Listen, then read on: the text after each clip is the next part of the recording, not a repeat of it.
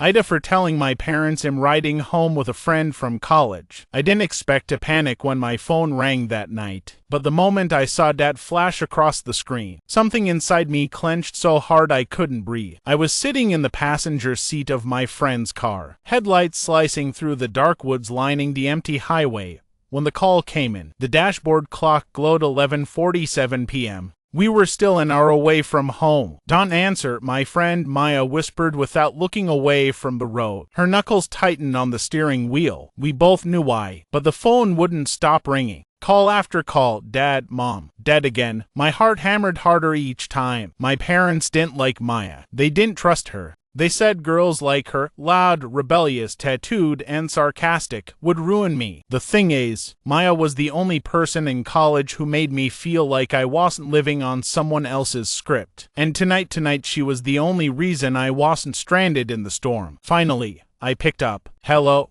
Dad's voice blasted through the speakers so loudly Maya winced. "Where are you? Why aren't you home? You said you'd be back by 10. I got a ride," I stammered. With Maya. Silence, but not the calm kind, the dangerous kind. "You what?" he said slowly. "You what?" I swallowed. "I told you," I said carefully, "I'm riding home with a friend." "You mean that girl," Mom hissed in the background. "The one we forbid you to get in a car with." She didn't forbid, don't argue with me. The car suddenly felt smaller, the air heavier. Maya's jaw tightened, her eyes fixed on the road as if looking anywhere else would make us crash. "You will pull over right now," Dad ordered, "and wait for us to get you. Do you understand?" My stomach dropped. "Dad, we're on the highway. I don't care. You lied to us. Get out of that car now." My throat closed. "I didn't lie," I whispered. "You didn't ask. I didn't want to bother you at night. You didn't want to bother us." Mom shrieked, "We are your parents. That is not optional. Get out of the car and send me your location." "Beside me,"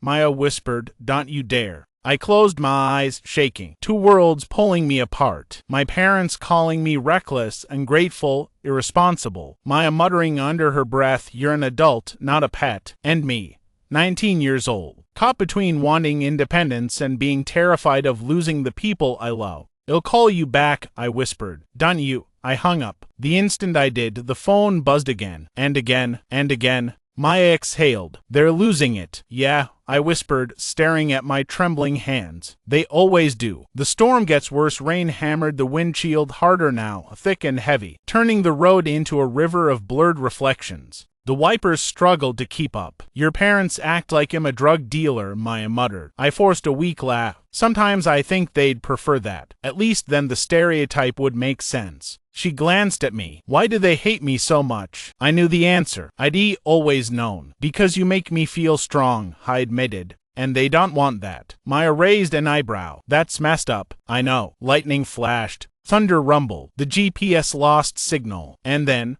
my phone buzzed again. This time, a text. "Dad, if you don't answer, I'm calling the police." My blood ran cold. "They wouldn't." Maya frowned. Then she saw my face. "Oh, they would." The breakdown when we finally pulled into my driveway, the porch light clicked on instantly, like my parents had been standing there, waiting, watching. My dad stormed out first, barefoot in the rain, hair disheveled. Out of the car, he barked, yanking my door open. "Dad, stop." He grabbed my wrist hard. Maya jumped out, slamming her door. "Hey, don't touch her. Stay away from her, you." "Dad," I shouted. But no one listened to me. Not him, not my mom, storming outside behind him. Not Maya, shouting back. Every voice crashed together, thunderous, chaotic, overwhelming. Finally, I snapped. "Stop." Everyone froze. The rain poured around us, drenching all four of us, and in that moment, I realized something terrifying. They weren't angry because I was unsafe. They were angry because I wasn't under their control. "I'm not a child," I said, voice shaking but louder than I'd ever let it be. "I told you how I was coming home. I didn't lie. I didn't sneak. I didn't do anything wrong." "You disrespected us," Mom hissed. "No," I said. "I made a decision." Dad's face twisted. "We are your parents." I took a slow breath. "And I am an adult." Aftermath. My parents were furious. They dragged me inside. They told me I was reckless, ungrateful. They said Maya was manipulating me, warping me, ruining me. I sat on my bed that night, staring at my phone, wondering if I was wrong. Was I disrespectful, irresponsible, selfish, or was I finally taking one small, shaky step toward independence? So Ida, I didn't yell, I didn't lie, I didn't do anything dangerous. I simply told my parents I was coming home with a friend. A friend they didn't approve of. A friend who gives me freedom. A friend who doesn't treat me like I'm a fragile thing made of glass. Now my parents say I've broken their trust. Maya says they crossed a line. And I don't know where I stand. The next morning, my parents behaved as if nothing had happened, as if they hadn't dragged me out of the rain at midnight, as if they hadn't screamed at Maya, as if I hadn't shouted at them in a way I never had before. Mom made pancakes. Dad drank coffee. The house looked normal, but everyone was waiting for me to speak first. I sat at the kitchen table, still shaken and exhausted, staring at my plate without appetite. Dad finally broke the silence. "We expect better from you," he said, not looking up from his newspaper. Mom added, "You embarrassed us. And that girl.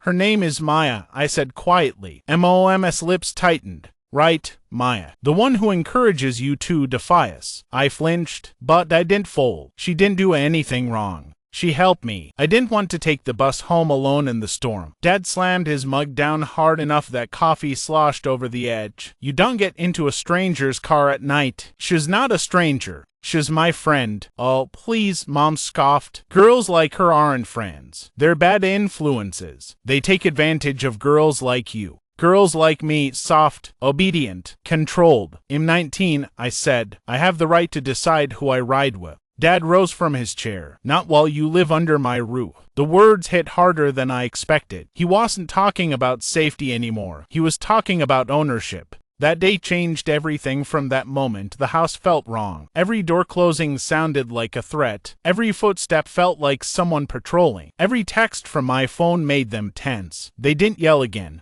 Instead, they monitored. They checked where I was going, with whom, what time I'd be back. They asked questions like detectives, not parents. And every time I answered with fewer words. Inside me, something was splitting open. A quiet rebellion, a desire to breathe without asking permission, a longing to step out of their shadow. But they sensed the shift. Parents like mine always do. Maya noticed when I finally met Maya on campus the next day. She whistled softly. "You look like you got hit by a bus." "Clothes," I muttered. "Family drama." She nudged me. "Sorry. You okay?" I hesitated. "I feel like I'm trapped," I admitted. "They won't stop hovering. They think I'm stupid, or weak, or dangerous if I'm not under their supervision." Maya's expression softened. "You're not weak." I shrugged. "They make me feel like I am." "Then maybe it's time to unlearn that," she said. We sat in silence for a moment. Then she added quietly, "You know you don't owe them your life just because they gave you one." Her words hit deeper than she knew. The first crack 2 days later, Dad showed up on campus without warning. I was leaving my psychology lecture when I saw him standing by the entrance, arms crossed, expression stormy. My heart plummeted.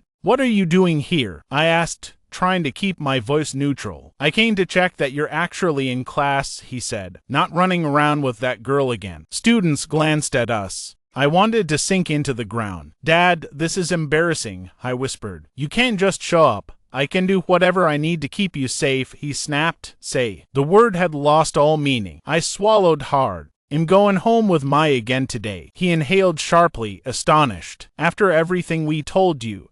"I'm an adult," I said quietly. "You don't get to control my friends." His jaw tightened. "We'll talk later." But we didn't. Not like I expected. The group chat incident that evening, as I sat in my room doing homework, my phone buzzed nonstop. First Mom, then Dad, then my aunt, then my grandfather, one after another. All the messages said variations of the same thing. "We're disappointed in you. Your friend is a bad influence. Why can't you respect your parents? You're smarter than this." My hands began to shake. They'd created a family group chat just to scold me, all of them together, like a coordinated intervention. And then the final message came in from Dad. "If you keep choosing her over your family, don't come crying to us when she abandons you." Something snapped inside me. I stood up, grabbed my jacket, and left the house. The night I broke, I didn't know where I was going until I arrived. Maya's apartment. She opened the door instantly when she saw my face. "What happened?" I handed her my phone. She scrolled through the messages. Her eyebrows drew together, anger flickering across her features. This is messed up." "I know,"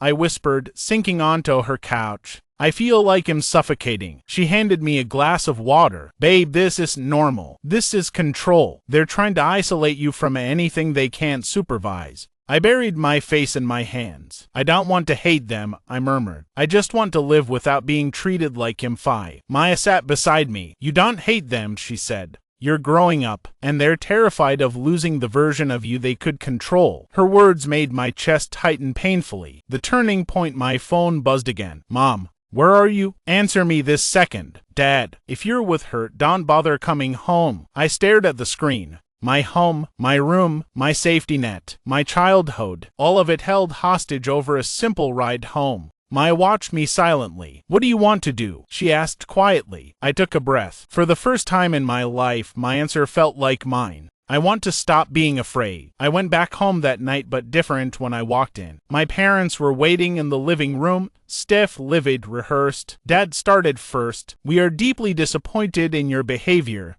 No, I said, calm, even, steady. I am disappointed in yours. They froze. I set my keys on the table. You don't get to shame me in front of the family. You don't get to belittle my friendships. You don't get to stalk me, show up at my college, threaten me, or control me. My voice didn't shake. Mom stood up. We're trying to protect you. Protection doesn't feel like prison, I said. Dad looked stunned. Truly stunned, as if the idea of me defying them was unthinkable. In not breaking rules, I continued. In becoming an adult. And if you can't accept that, then maybe we all need some space. Space. The word hung in the air like a dropped glass. Mom blinked rapidly. Dad opened his mouth, closed it, opened it again. For once, neither of them had an answer. Where things stand now, they didn't talk to me for the rest of the night. But strangely, for the first time in months, I slept peacefully. Not because the problem was solved, but because I had finally stopped being silent. Because the girl they raised, the quiet, obedient one,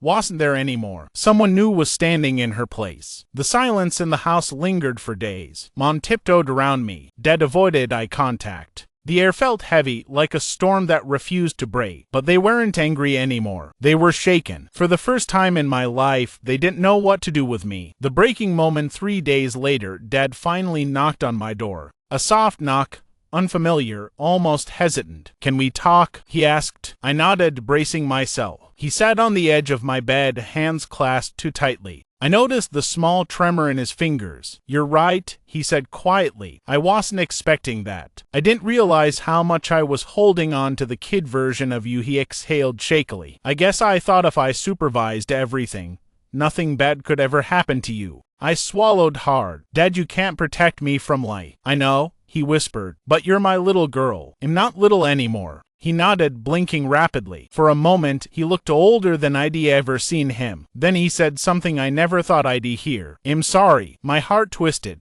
Before I could process it, Mom appeared in the doorway, eyes red, as if she'd been listening the whole time. I'm sorry too, she said. I was terrified. And when I'm terrified, I get controlling. I know that's not an excuse. She stepped inside. I don't want you to feel trapped in your own home. I don't want to lose you. Her voice cracked. That was the moment I broke. The moment the anger dissolved into raw emotion. I stood up and hugged her tightly, and she buried her face in my shoulder, whispering, You're growing up faster than I know how to handle. Dad joined, awkwardly at first, then fully. We stayed like that for a long time. 3 people finally admitting what fear had twisted between us. The new rules, we didn't fix everything in one night, but we made a truce. We agreed. I would tell them where I was by choice, not obligation. They would stop tracking me or showing up unannounced. They would let me choose my own friends. They would treat me like an adult, not a child. And most importantly, no more group chat interventions. My aunt later apologized too.